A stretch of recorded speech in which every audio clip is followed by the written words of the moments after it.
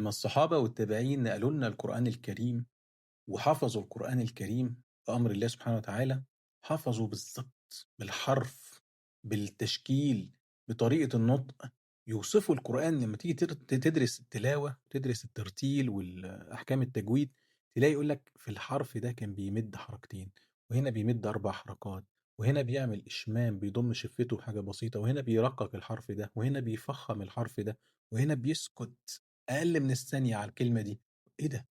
وبعدين يوصف الطرق المختلفة اللي قرأ بيها النبي صلى الله عليه وسلم القرآن.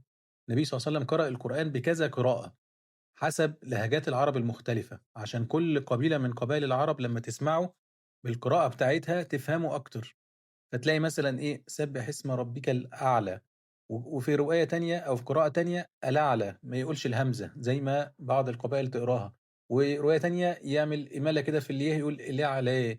يبقى طريقة النطق المختلفة كلّها تتنقل بمنتهى الدقة، بمنتهى الأمانة. ليه؟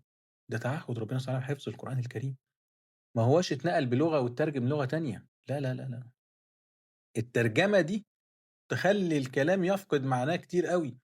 يعني لمّا تيجي تشوف الإنجيل باللغة الآرامية، سيدنا عيسى كان بيتحدث الآرامية، ما كُتبش باللغة الآرامية، كُتب باللغة اليونانية القديمة. وبعدين اتّرجم للرومانية، وبعدين اتّرجم للاتينية، وبعدين اتّرجم للإنجليزية، فقد معناه.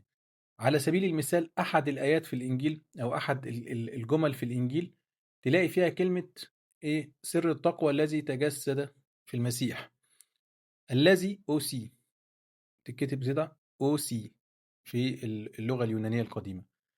لو عملت OC جواها شرطة ممكن تتعمل إنها رمز أو اختصار لكلمة سيوس اللي هو الإله، اللي هي نقول إيه نور التقوى الإله تجسد في المسيح، بدل ما نقول الذي تجسد في المسيح. يبقى العقيدة كلها اتغيّرت واتحرّفت واتبدّلت عشان الشرطة دي اتحطّت في الكلمة دي، فاترجمت بالمعنى الغلط ده، فبوّظت العقيدة كلها. إنما اللغة العربية حافظة القرآن، والقرآن حافظ اللغة العربية، لأن هذا الكتاب هو الكتاب الأخير، هو العهد النهائي بين السماء والأرض، هو الرسالة الخاتمة من الله سبحانه وتعالى لكل البشر. فما ينفعش يكون فيها أي مجال للتغيير أو التبديل أو التحريف.